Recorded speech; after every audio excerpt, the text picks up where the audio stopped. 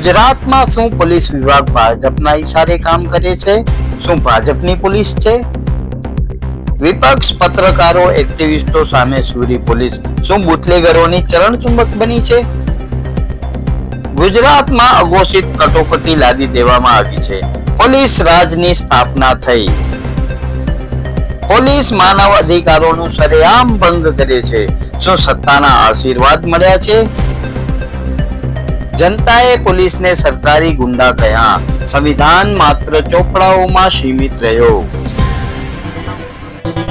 નમસ્કાર મિત્રો, હું છું ગોપાલ ઇટાલિયા. છેલ્લા 20 દિવસથી ભાજપની સરકાર એટલી હદે ફાટી પડી છે, એટલી બધી ડરી ગઈ છે કે રોજની 5, 4, 10 એફઆઈઆર આમ આદમી પાર્ટીના કાર્યકર્તા ઉપર થઈ રહી છે. ગઈકાલે રાત્રે 2 વાગ્યે કોડીનાર પોલીસ દ્વારા, સુરેન્દ્રનગર જોરાવરનગર પોલીસ સ્ટેશન દ્વારા અને પોરબંદર પોલીસ દ્વારા અડધી રાત્રે આમ આદમી પાર્ટીના કાર્યકર્તાના ઘરે જઈ ધાકધમકી, દાદાગીરી, ગુંડાગીરી કરી.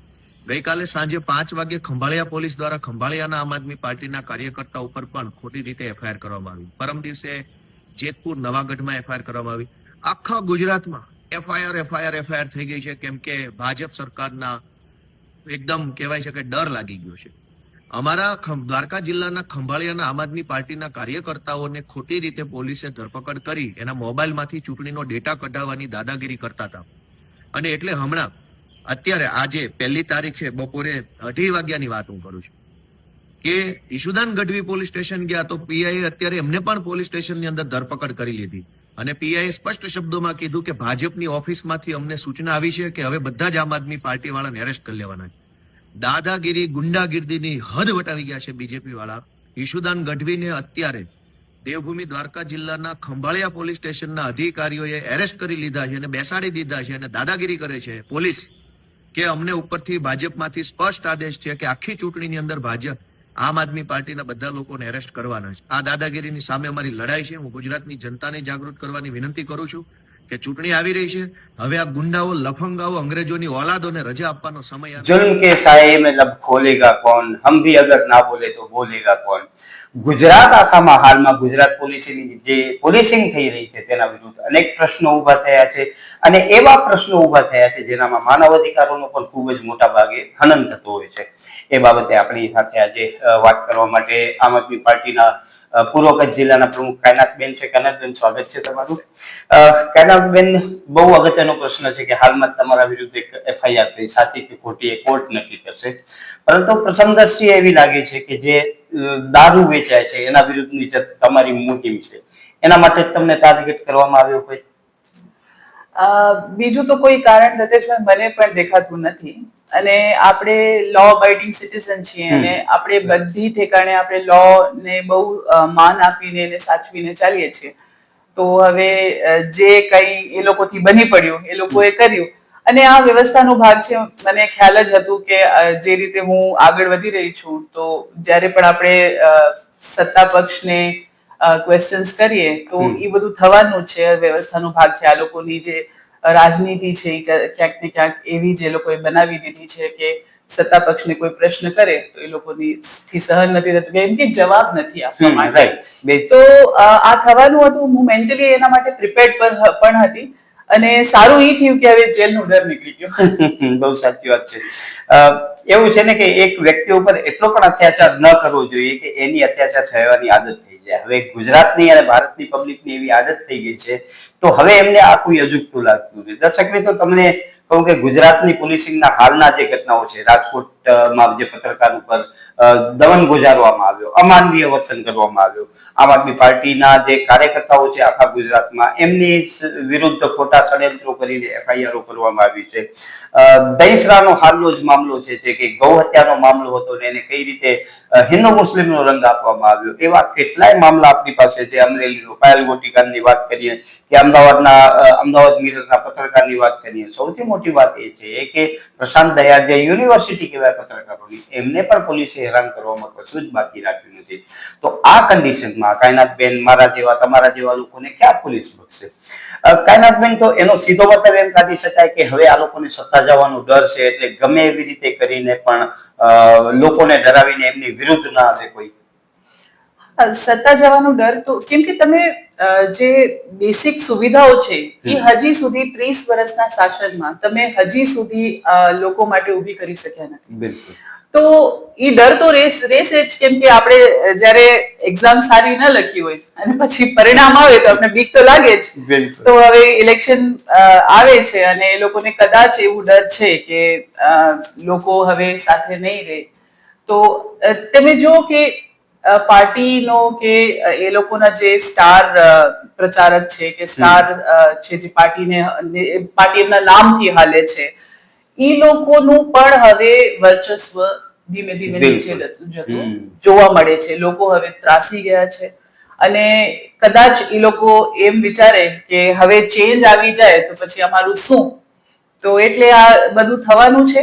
અને હું તમને દત્તેશભાઈ એક વાત કહું કે મોર દેન 160 થી વધારે આમ આદમી પાર્ટીના કાર્યકર્તાઓને ધરપકડ કરી, ગેરરીતે એ લોકો પર કેસ હાલમાં જ આ બધું દર્શાવે છે કે એટલું કઈ હદ સુધી બી ગયા છે. સ્થાનિક સ્વરાજ્યની ચૂંટણીમાં જે આમ આદમી પાર્ટીના જે ગુજરાત બહારના કાર્યકર્તાઓ 60 જેટલા લોકોની ધરપકડ કરવામાં આવી છે. 160 સોરી. ભારતમાં સંવિધાન લાગુ છે અને સંવિધાનની કલમ 21 એવું કહે છે કે ભારતનો ગમે તે નાગરિકો ગમે તે જગ્યાએ જઈ શકે છે. પરંતુ જે હાલમાં ગુજરાતની સત્તા ઉપર બેઠેલા ભાજપના લોકો છે, ક્યાંક ને ક્યાંક એમને સત્તા જવાનો ડર સતાવી રહ્યો છે અને એટલા માટે જ આવા કૃત્યો કરી અને લોકોને ખતમ કરવાનું કામ કરે છે. કાયનાતબેન, તો આને બીજી ભાષામાં તો આપણે અઘોષિત એમરજન્સી પણ કહી શકીએ છીએ. એમરજન્સી કહી શકીએ, ડિક્ટેટરશિપ કહી શકીએ. પણ હું બધા લોકોને એકવાર યાદ કરાવવા માંગીશ કે અડોલ્ફ હિટલર પણ આવી જ રીતે અસહમતિને કુચલવાનો પ્રયાસ કરતો હતો, પણ એનું અંત શું થયું એ પણ એ લોકોને યાદ રાખવું જોઈએ. કાયનાતબેન, તો હવે આ કિસ્સામાં શું કરો? કેમ કે તમે લોકો લડવા નીકળ્યા છે, પરંતુ તમારા ઉપર જયારે આવી ઘટનાઓ બને ત્યારે સામાન્ય વ્યક્તિ ખૂબ જ ડરી જતો હોય. એવું લાગે છે કે આ ડરાવીને પોતાની સાથે લોકો ભેગા કરવા, કેમ કે ગમે એક દંડો ઉગામીને ચૂંટણીઓ જીતવી માત્ર એક જ કામ છે ભાજપનું. હવે લોકોને વિચારવું પડશે કે આજે અમારી સાથે થઈ રહ્યું છે. અમે તો જનસેવા માટે નીકળ્યા છીએ એટલે અમે 1 વાર 2 વાર 10 વાર જેલ જવા તૈયાર છીએ. પણ લોકોને હવે વિચારવાની જરૂર છે કે આ જે અમારી સાથે થઈ રહ્યું છે ક્યાંક ને ક્યાંક એ લોકો સાથે પણ થશે. ને આવી સરકાર આપણે ચલાવી લેવાની જરૂર જ નથી જે આપણે વ્યવસ્થા નથી આપી શકતી. માત્ર ટેક્સના પૈસા ઉઘરાવે છે અને પછી ડરાવે છે, ધમકાવે છે. આને ગુંડાગીરી કહેવાય, સરકાર ન કહેવાય. તો જો આવી સરકાર એ લોકોને ચલાવી લેવી છે તો અમારા જેવા લોકો પ્રયત્નો કરી પછી રાજનીતિથી બારે હાલ્યા જશે અને પછી શું કરશો, શું વિકલ્પ રહેશે એ વિચારવાની જરૂર છે. दर्शक में तो हमेशा कहता हूँ છું कि जलते घर को देखने वालों फूस का छप्पर आपका है, आग के पीछे तेज हवा है, आगे मुकद्दर आपका है, उसके कत्ल पर मैं भी चुप था, मेरा नंबर अब आया है, मेरे कत्ल पर तुम भी चुप हो, अगला नंबर आपका है. એટલે આ જે દમનકારી નીતિઓ છે જે ચાલુ રહેશે તો આજે તમે મને જોઈ રહ્યા છો અથવા કાયનાતબેનને જોઈ રહ્યા છો, પરંતુ આવતીકાલે એ આગ તમારા ઘરમાં પણ લાગશે અને તમે પણ એનો ભોગ બનશો, પરંતુ ત્યારે બહુ જ મોડું થઈ ગયું છે. કાયનાતબેન, છેલ્લો પ્રશ્ન. અઘોષિત આપાતકાલ આપણે માની લીધું એક મિનિટ માટે, શું રસ્તો હવે એનો? કેમ કે આપણે કોઈ નક્સલીઓ તો છીએ નહીં કે હથિયાર ઉપાડીશું. તો આનો કઈ રીતે વિરોધ કરવો ને કઈ રીતે આ લોકોને સત્તામાંથી બહાર કરવા અથવા તો દમન ઓછું કરવું? હું જનતાને એક જ આવાહન કરવા માંગીશ કે બારે નીકળો, વોટ કરો, તમારા વોટની શક્તિને ઓળખો અને બૂથની અંદર કોઈ આવીને જોતો નથી કે તમે કોને વોટ કર્યો છે, પણ વોટની તાકાતને આજમાવો અને ઝાડુને નો બટન દબાવો અને આવી સત્તા લાવો જે તમારા હિત માટે કામ કરે. એ જ મારું આહ્વાન છે. ખૂબ ખૂબ આભાર કાયનાતબેન અમારી સાથે વાત કરવા માટે. તો દર્શક મિત્રો, તમે વિચારો કે જ્યાં 30 વર્ષથી રાજ્યમાં સત્તા ઉપર બેઠેલી સરકાર હોય અને એનામાં તમને સુવિધાઓ ન મળતી હોય, ઉપરના લેવલથી નીચેના લેવલ એટલે જેટલા પણ એન્જિનો છે બધે એન્જિનની સરકારો જો આપણે સુવિધાઓ ન આપી શકતી હોય તો આપણે પણ એ વિચારવાનો પ્રશ્ન થાય છે કે આપણે જેને ખોબે ખોબા ભરીને મતો આપ્યા છે આપણે શું આપી રહ્યા છે. નમસ્કાર, આવાજ જનતા કી હું દત્તેશ ભાવસાર. તમને અમારી સ્ટોરી સારી લાગે તો લાઈક કરો, સારી ન લાગે તો અમને સૂચન આપો, પરંતુ સબસ્ક્રાઇબ કરજો જરૂર. નમસ્કાર.